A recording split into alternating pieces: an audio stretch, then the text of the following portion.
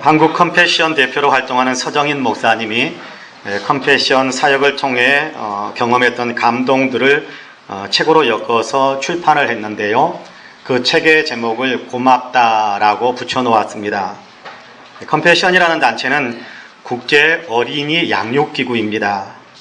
컴패션이라는 단어가 성경에서는 자주 하나님의 눈물과 긍휼을 나타낼 때 사용되곤 하거든요. 컴패션, 공감한다, 동정한다, 그런 의미가 담새겨진 어떤 단어인데요. 이 사람들이 당하는 아픔과 고통에 동참하시는 하나님, 이 사람들의 아픔과 고통을 외면하지 않고 함께 참여해서 그들을 위로하고 새롭게 살아갈 수 있는 용기와 희망을 주시는 그런 하나님의 성품을 묘사할 때 성경에서는, 영어 성경에서는 컴패션이라는 단어로 그렇게 번역을 하곤 합니다. 국제 컴패션 기구가 우리나라에 들어오게 된 것은 6.25 한국 전쟁 직후라고 합니다. 전쟁으로 부모를 잃고 고아가 되어버린 아이들이 참 많았지요. 이때 국제 컴패션이 한국에 들어왔습니다. 컴패션의 사역은 조금 색다른 면이 있습니다. 보통 원조하는 거죠. 먹을 것, 입을 것, 돈 이런 것들을 지원해주고 그리고 나서 그치는 경우가 대부분입니다만은 컴패션 사역은 후원을 하는 사람과 후원을 받게 될 아이들을 1대1로 결연을 맺게 해줍니다. 그러니까 후원하는 사람들도 자기가 누구를 후원하고 있는지 구체적으로 이름을 알고 있습니다. 후원을 받는 아이들도 자기가 누구로부터 후원을 받고 있는지 구체적으로 후원자의 이름을 다 알고 있는 겁니다. 이렇게 서로가 서로를 알면서 성장하도록 돕는 것이기 때문에 컴패션에서는 이 활동을 가리켜서 후원한다라는 차원을 넘어서서 양육한다라고 그렇게 표현을 합니다. 부모가 자식을 키우는 것처럼 그렇게 양육하는 그런 의미를 갖고 있는 겁니다. 한국전쟁 후에 외국에서 있는 많은 후원자들이 한국의 고아들과 결연을 맺고 후원하고 양육했습니다. 후원을 받던 사람들이 이제 성인이 되었죠. 그래서 받은 은혜와 사랑을 보답하려는 마음으로 이제 후원하는 사람들이 되었습니다. 그래서 한국에서도 후원하고 양육하는 컴패션 활동이 시작되게 된 겁니다.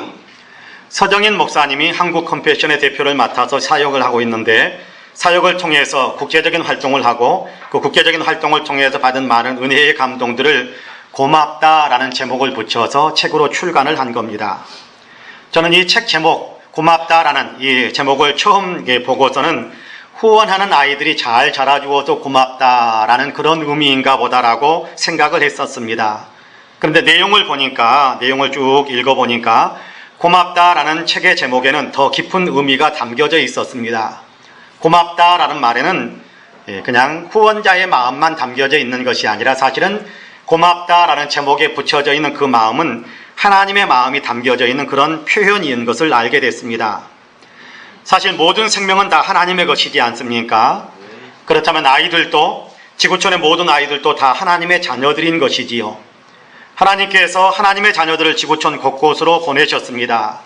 그 가운데서는 좋은 여건 속에서 행복하게 자라가는 아이들도 있지만 아마 우리 아이들이 여기에 포함되지 않을까라는 생각을 합니다. 그러나 더 많은 아이들이 곳곳에서 굶주림과 헐벗음에 시달리며 고통당하고 학대당하며 그리고 꿈도 희망도 품지 못한 채 살아가고 있습니다. 컴패션은 바로 이런 아이들에게 다가가 그들의 손을 잡아주는 일을 하는데 이렇게 굶주림과 헐벗음에 고통당하는 아이들의 손을 잡아줄 때 하나님께서 고마워하시더랍니다. 그렇지 않습니까? 자녀가 줄이고 다치면 부모가 가슴이 아프지요. 그런데요, 나 대신 누군가가 내 자식을 먹이고 싸매주면 눈물나게 고맙지 않습니까? 하나님께서도 그러실 겁니다.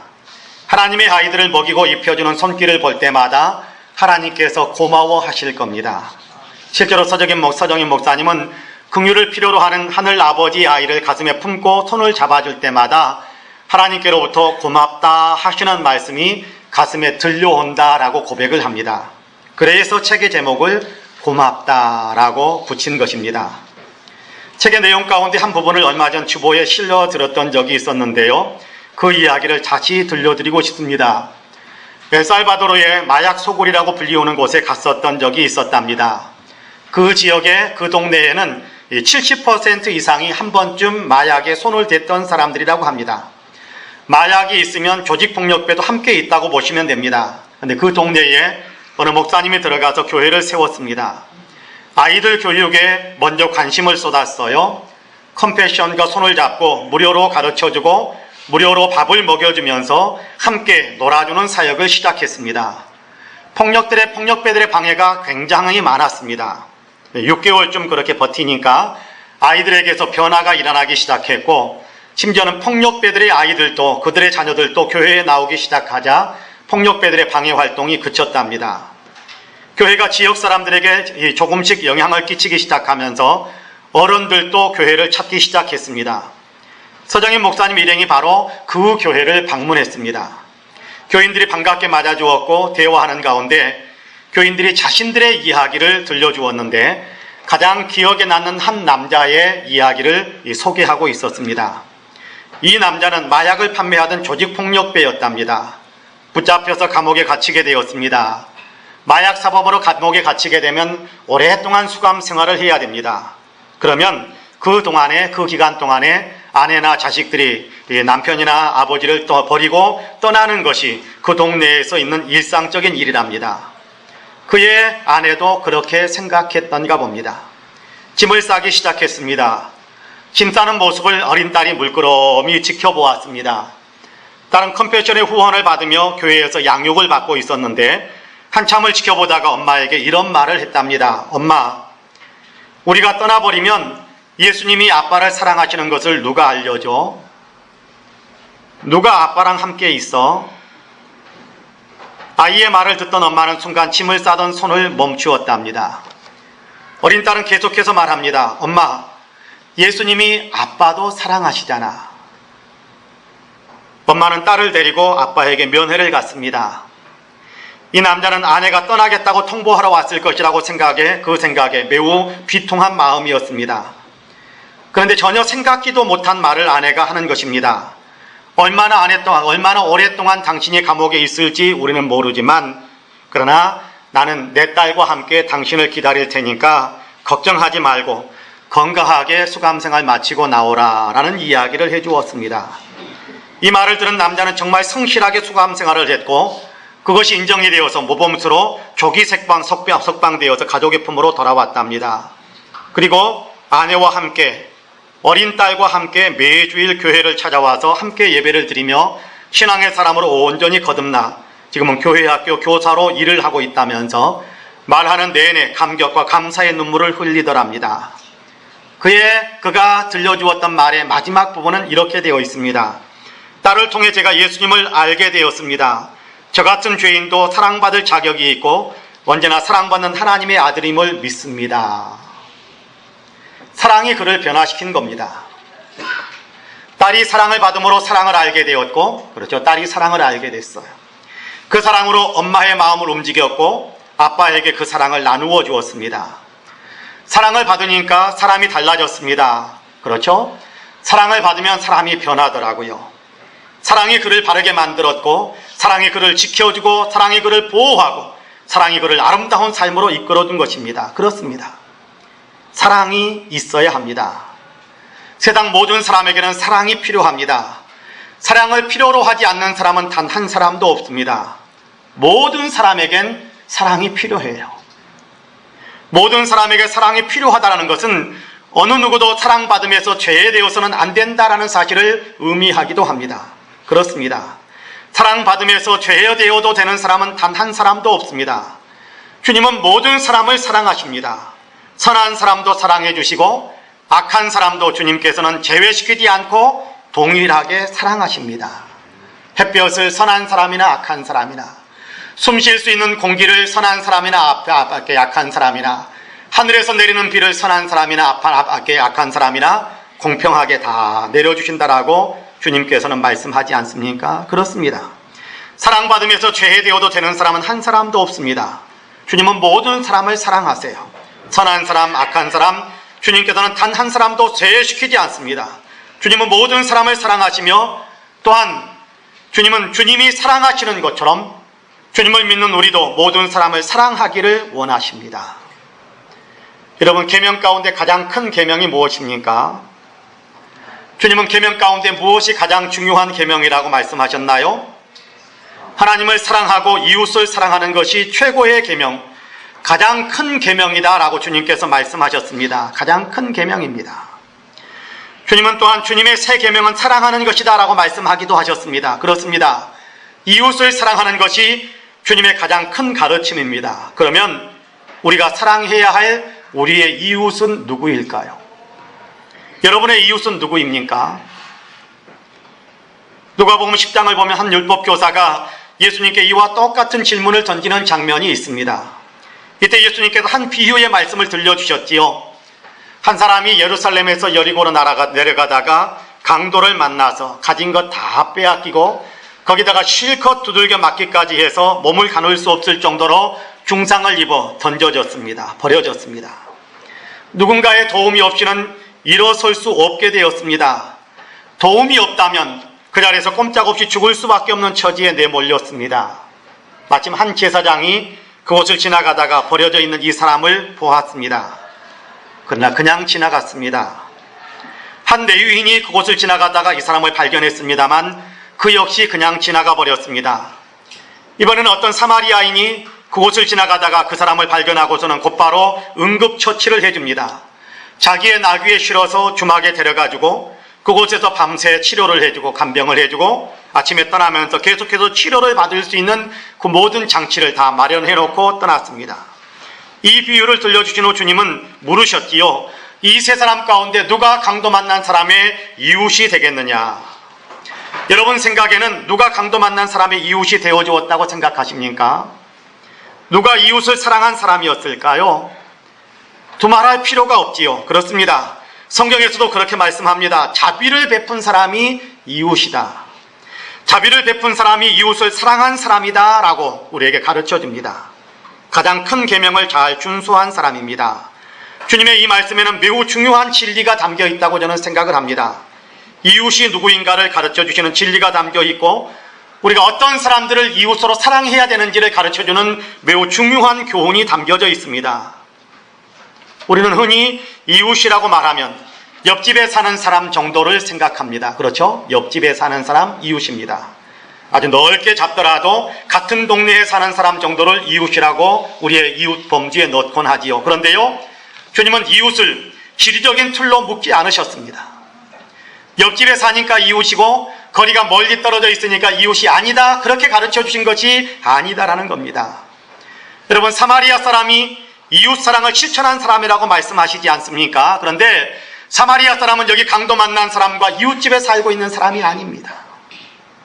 사마리아 사람은 유대 사람이 아니에요. 행정지역이 전혀 다릅니다. 국가가 다르다라고 말할 정도로 전혀 다른 지역에 살고 있는 사람입니다. 주님이 말씀하시는 오늘 사마리아 사람의 이야기 가운데 주님께서 말씀하시는 그 이웃에, 주님께서 가르쳐주는 이웃이라는 어떤 그런 개념은 지리적이거나 거리적인 개념을 넘어서고 있다는 사실을 우리는 그 이야기를 통해서 분명히 발견할 수 있게 됩니다. 그렇다고 해서 친분 관계로 이웃을 정리하는 것도 아니지요. 친분이 있으면 이웃이고 친분이 없으면 이웃이 아닌 것은 아니다, 그런 얘기입니다. 이웃의 개념은 살고 있는 질이나 거리로 따지는 것도 아니고 개인적인 친분이 있느냐 없느냐를 따지는 것도 아니다라는 겁니다. 주님이 가르쳐 주신 이웃의 개념, 그렇죠? 주님이 가르쳐 주시는 이웃의 개념은, 주님이 가르쳐 주신 이웃의 개념은 고난당하는 사람입니다. 이웃을 사랑하라고 말씀하실 때 내 이웃이 누구입니까? 라는 반문이 들려왔잖아요. 그러자 주님께서 들려주시는 말씀이 강도 만난 사람의 비유 말씀인데, 이처럼 강도 만난 사람, 삶이 무너져가고 있는 사람, 상처로 인해 쓰리고 아픈 사람, 삶을 살아갈 수 있는 힘과 능력과 용기를 잃어버린 사람, 이런 사람이 이웃이다, 그런 얘기입니다. 사랑을 필요로 하는 이런 사람이 이웃이다, 그런 얘기입니다. 이처럼 사랑을 필요로 하는 사람이 이웃이다라는 거예요. 이런 이웃은 우리 바로 곁에도 얼마든지 있을 수 있습니다. 그런가 하면 우리 바로 곁에 살고 있지 않더라도 더 떨어져 살고 있는 그런 사람들이 우리의 이웃으로 다가올 수도 있다는 겁니다. 우리가 한 번도 가보지 못했던 곳, 아니 어쩌면 앞으로 결코 가볼 수 없는 곳에 살고 있는 사람도 있을 수 있을 겁니다. 엄청난 대지진으로 인해 고난당하고 있는 네팔 사람들처럼 매스컴을 통해 소식을 들을 수 있는 지역 사람들일 수도 있을 것이고, 어쩌면 단 한 번 이 소식조차도 들어보지 못한 지역에 살고 있는 사람들도 우리의 이웃일 수 있다, 그런 얘기입니다. 다만 다른 사람의 도움, 다른 사람의 사랑을 힘입지 못한다면, 고통과 절망에서 결코 벗어날 수 없는 사람이 있다면 이들도 우리의 이웃이 맞다는 겁니다. 우리가 사랑해 주어야 할 우리의 이웃이 맞습니다. 내가 혹은 우리가 다 그들 모두를 다 책임져 줄 수는 없다고 할지라도 그들을 사랑하는데 작은 힘을 보태게 된다면 이것이 바로 이웃을 사랑하는 구체적인 실천이 되는 겁니다. 주님은 우리가 이렇게 이웃을 사랑하며 살아가기를 간절히 원하고 계십니다. 가까운 곳에 있는 사람도 멀리 있는 사람도 우리가 사랑해 주어야 할 사람들입니다. 연세가 많은 분도 나이가 어린 사람들도 다 우리가 사랑해야 할 우리의 이웃이다, 그런 얘기지요.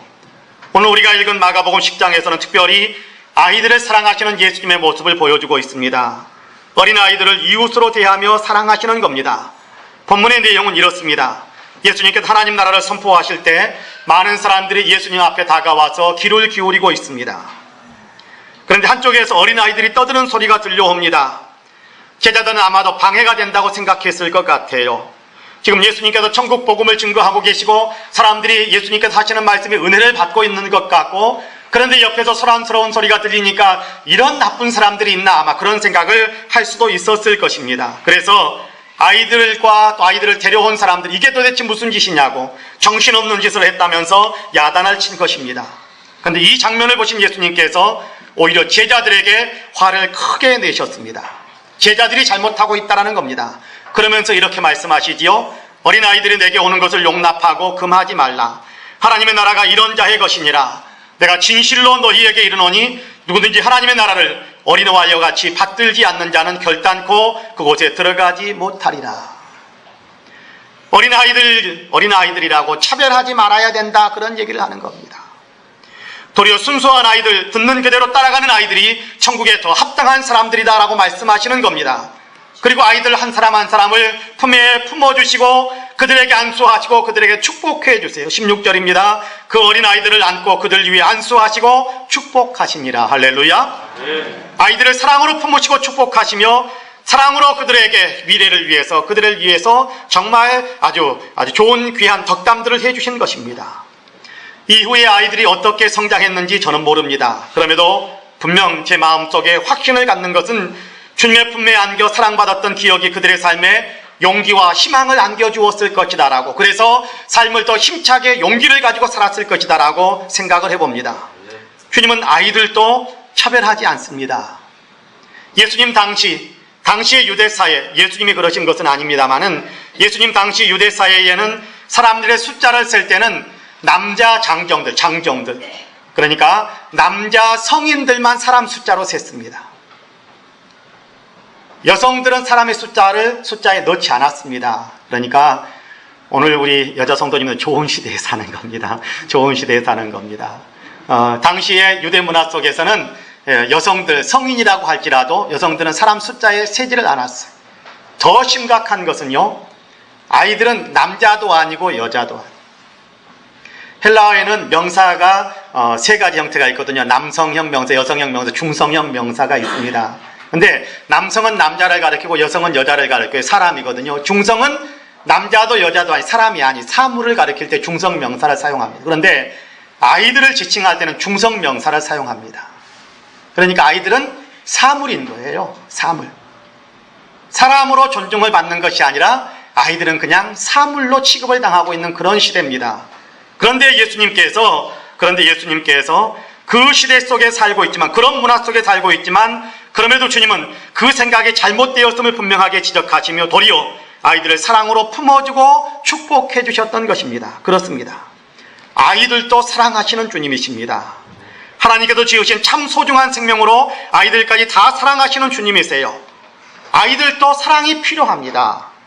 아니, 아이들이기 때문에 더더욱 사랑이 필요합니다. 자기를 보호할 수 있는 그런 어떤 능력이 없고, 자기의 어떤 뭔가 책임지고 자기가 뭔가를 선택할 수 있는 그런 어떤 권리도 없는 것이 아이들 아닙니까?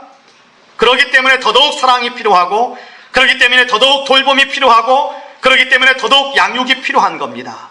주님은 지극히 작은 자 하나에게 하는 것이 곧 주님께 하는 것이다 라고 말씀하실 정도로 아이들을 귀하게 여기고 소중하게 여기고 아이들과 주님 자신을 동일시하면서 사랑하시는 그런 주님이세요. 그런데 주님이 사랑하시는 아이들이 지구촌 곳곳에서 굶주림과 목마름으로 죽어가고 있습니다. 오늘 지구촌 곳곳에서 아이들이 어른들의 학대와 천대를 받으며 인생이 망가져가고 있습니다. 참으로 안타까운 일이라고 생각합니다. 우리 아이가 아니니까 나와는 상관없는 일이라고 생각하지 않으셨으면 좋겠습니다. 우리 집 안에 있는 아이들이 우리 아이들인 것 맞습니다. 그러나 우리 집에 있는 아이들도 우리 아이고요, 지구촌 곳곳에 있는 아이들도 우리 아이로 여기면서 살아가는 그런 마음이 사랑하는 마음입니다. 고맙다라는 책의 저자인 서정인 목사님이 전혀 생각지도 않게 골수기증을 했던 그런 이야기를 거기에 적어놓고 있었습니다. 지금은 조금 나아졌습니다만은 여러분 한 1, 2년 전만 해도요, 골수기증을 하려면 기증하는 사람이 얼마나 고통을 당하면서 기증을 하는지 모릅니다. 골수기증을 하는 것 쉬운 일이 아니거든요. 근데 이 서정인 목사님이 골수기증을 하게 됐는데, 골수기증 보통 이렇게 한 곳 척수에서 한 곳에서 골수를 빼냅니다만은, 근데 한 곳에서 원하는 만큼의 척수가 나오지 않으면 또 한 곳에 구멍을 뚫고, 그래도 충분히 채워지지 않으면 또 한 곳에 구멍을 뚫으면서 채워질 때까지 척추에 구멍을 뚫고 척수를 빼내잖아요. 근데 이게 한꺼번에 그 원하는 만큼의 척수가 나오지 않으니, 골수가 나오지 않으니까 세 군데 구멍을 뚫고 이렇게 골수 기증을 하게 됐습니다. 보통 고통스러운 일이 아니었죠. 근데 그리고 난 다음에 이렇게 굉장히 큰 위기를 겪게 됩니다. 시술을 했던 의사 선생님이 두 군데는 잘 봉합을 했는데 한 군데는 봉합을 안 해버린 거예요. 누워있는 동안 계속 피가 흘렀습니다. 다행히 중간에 이렇게 세워서 침대를 이동하게 하는 일이 있어서 생명을 건졌어요. 일어나면서 바로 쓰러져서 보니까 한 군데가 봉합이 안 돼가지고 이렇게 의료사고가 일어난 거죠. 그래서 엄청난 생명의 위기를 겪으면서 그런 고생을 했답니다. 그런데 기증을 받았던 아이가 잠시 회복되다가 5개월 만에 백혈병이 다시 재발했습니다. 그러면 한 번 기증을 받은 사람은 다른 사람의 골수를 기증을 받지 못한다네요. 기증을 했던 사람이 또 해주어야 한다고 그럽니다. 그런데 그렇게 해서 다시 골수 이식 수술을 한다고 할지라도 재발된 사람은 그 당시 의술로는 회복될 수 있는 확률이 1%가 안 된답니다. 병원에서 연락이 왔습니다. 이런 상황이다라고. 골수 이식을 다 해주시면 아이에게 다시 이렇게 시술을 하게 될 텐데 그래도 살아날 수 있는 확률은 1%도 안 됩니다라는 이야기를 하면서 이번에 한 번 더 해주시겠습니까? 안 하셔도 됩니다. 여러 지난번에 일도 있고 해서 못 하실 거라고 생각을 합니다만은 그럼에도 혹시나 해서 전화 한번 드렸습니다라고 연락이 왔습니다. 부담 갖지 마시라고 하면서 그렇게 연락이 왔어요. 이렇게 가진 고생을 다 했던 그런 생각, 그런 기억들이 떠올랐습니다. 의료사고로 본인도 죽을 뻔한 일도 생각이 났습니다. 고민을 하는데 가족들 또 주변에 있는 모든 사람들도 한 사람도 빠짐없이 이번에는 하지 말라라고, 안 된다라고, 이렇게 골수 이식을 해도 살아날 수 있는 가능성이 거의 제로에 가깝다고 그러지 않느냐라고 못하게 했습니다. 그래서 할 만큼 했으니까 하는 마음으로 이번에는 하기 힘들다라고 대답을 했습니다. 그리고 짜여진 스케줄에 따라 다시 외국 출장을 가게 됩니다. 출장 중 동행하는 사람들에게 이 이야기를 하는데 대부분의 사람들이 안 하신 것을 잘했다라고 하지 말라라고 그렇게 대답을 했습니다만 딱 한 사람, 박시성을 가진 한 장로님이 목사님 하시지요 라고 이야기를 했습니다.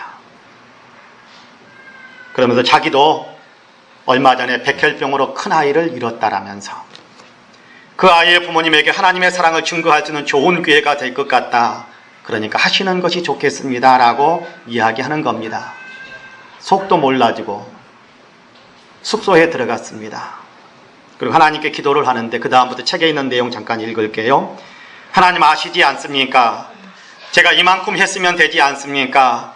앞으로 더 열심히 어린아이들을 위해서 일하면 되지 않습니까? 한번 골수 이식을 했고 더구나 같은 의사가, 의료사고를 냈던 같은 의사가 시술을 한다고 하고 성공할 확률도 거의 없다는데요. 하나님 제가 할 만큼 했지 않습니까?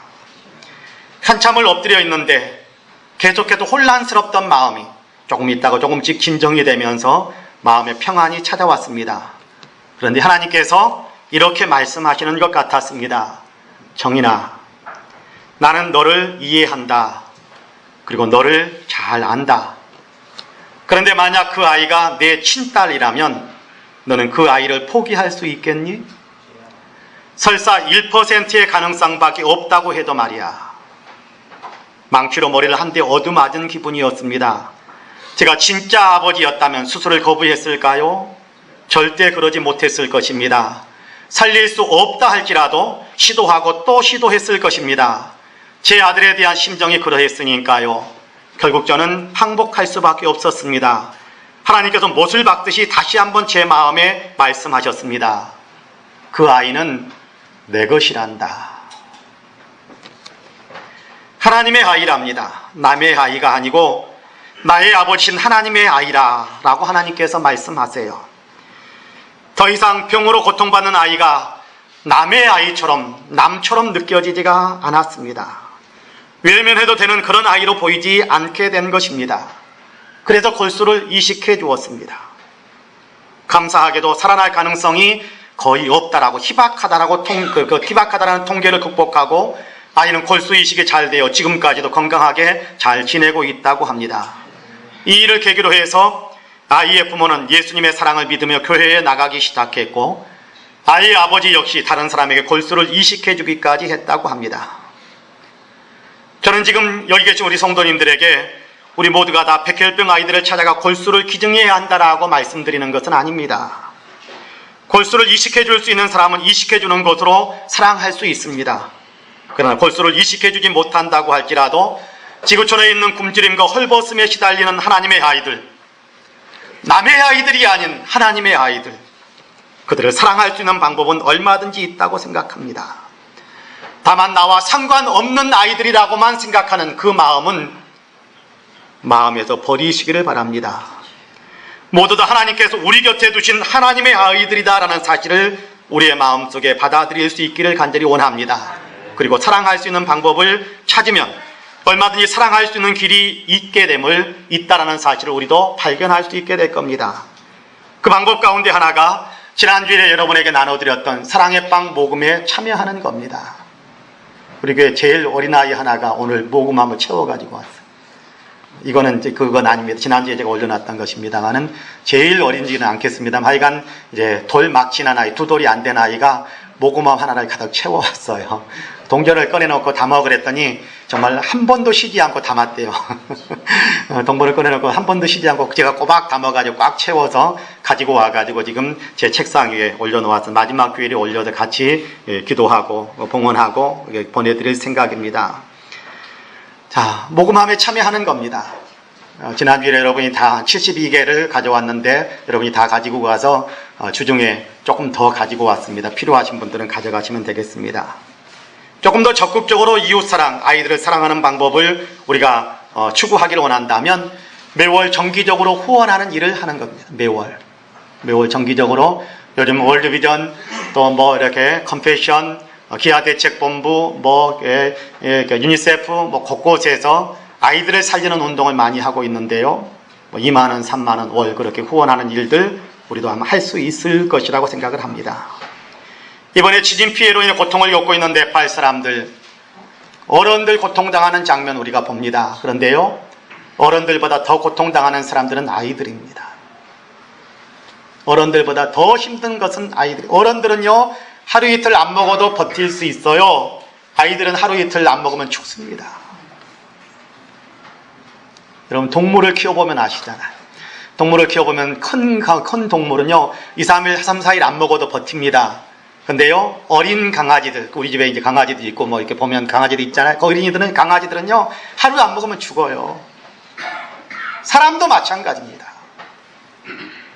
가장 힘든 사람들이, 가장 힘든 대상이 아이들일 텐데요.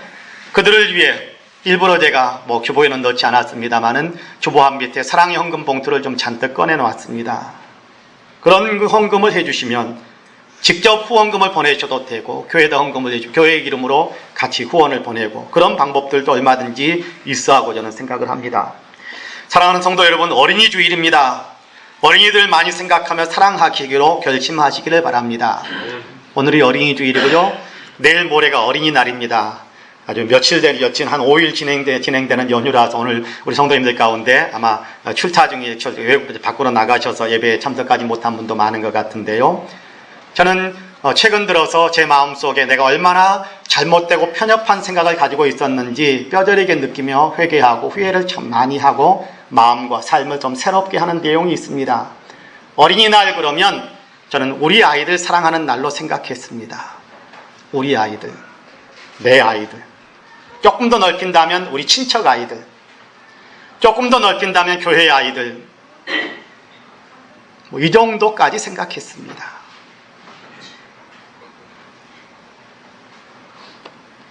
여러 가지 정보지를 읽고 여러 가지 책을 보고 그리고 신앙 안에서 내 자신을 자꾸만 점검하면서 제 마음이 얼마나 편협되고 왜곡되고 신앙에서 멀리 떨어져 있었는지 철저하게 깨달았습니다. 어린이날이니까 우리 아이들 사랑해주는 날이다. 맞습니다. 그러나 어린이날은 어린이를 위한 날이에요. 어린이 주일, 어린이 때문에 감사하는 주일입니다. 내 직계 아이들 말고 세상에 있는 모든 아이들. 세상에 있는 모든 아이들. 그들을 사랑하고 그들 때문에 감사하고 그런 날이 어린이날이고 어린이 주일이다라는 겁니다. 왜요? 모두 다 하나님의 아이들이니까요. 우리가 생각하는 것보다 훨씬 더 많은 아이들이 여러분 지구촌 곳곳에서 교통을 겪고 있다는 사실을 기억하시고 사랑하려는 마음을 품게 되기를 간절히 원합니다. 아이들은 자기를 지킬 수 있는 힘이 없잖아요. 누군가 도움을 주지 않으면 곧바로 생명을 잃게 되잖아요. 우리 성도님께서는 우리 자녀들, 우리 손주들을 주님의 사랑으로 잘 양육하기 위해 애쓰시는 줄 압니다. 이제 그 우리라는 울타라를 좀 더 넓히셔서 지구촌 아이들까지 품어줄 수 있기를 간절히 원합니다. 모든 지구촌의 아이를 다 품을 수는 없겠습니다만은 한 사람이 한 사람을 품어주면 100사람이면 100명의 아이를 품게 되고 10,000사람이면 10,000명의 아이를 품을 수 있게 되는 겁니다. 한 아이를 내가 맡아준다면 그 아이는 살 수 있고 희망 가운데 미래를 꿈꾸며 일어설 수 있게 됩니다. 사랑이 필요합니다. 정말 사랑이 필요합니다. 이웃들을 사랑하는, 특별히 아이들을 사랑하는 그 사랑이 필요합니다. 일부 예배 설교를 마쳤는데요. 인사하고 가면서 어떤 집사님이 그런 얘기 하시더라고요. 며칠 전에 목사님, 제가 한 아이를 후원하기로 결정을 했습니다. 어느 기관을 통해서 후원하게 될지 해야 좋을지 목사님 저에게 좀 알려주십시오 라고 이야기를 해서 제가 후원 정보지를 받아가지고 전달할 계획을 지금 가지고 있습니다. 여러분, 엄마의 사랑이 필요하거든요. 아이들에게는요. 아빠의 사랑도 필요하고요. 우리가 사랑으로 엄마가 되어주고 아빠가 되어준다면 우리는 주님을 기쁘시게 해드리는 정말 좋은 주님의 사람, 이웃을 사랑하는 그런 사람으로 주님 앞에 설 수 있게 됩니다. 바라기는 저와 여러분 우리 모두는 사랑을 필요로 하는 아이들에게 사랑을 조금이라도 채워줄 수 있는 그런 복된 성도의 삶을 살아갈 수 있게 되기를 주님의 이름으로 간절히 축복합니다. 아멘. 기도하겠습니다.